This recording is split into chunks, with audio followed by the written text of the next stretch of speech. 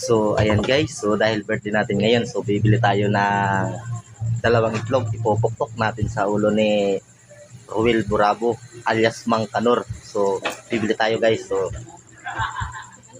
abangan nyo guys kung paano ko ipopok sa ulo ni Mang Kanor yung dalawang itlog guys. So, tara, samahan nyo. So, ayan guys. Nakabili na tayo guys ng dalawang itlog guys. So, ito guys kay Mang Kanor guys.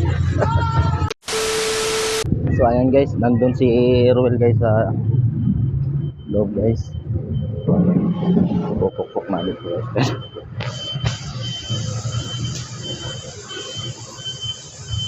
Happy birthday Mang Kanor!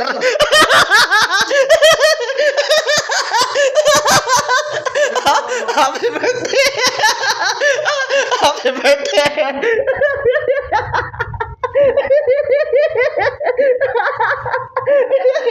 Happy birthday Mang Kanor.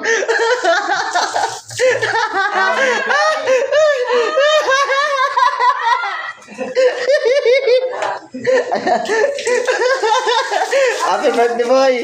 I love you boy.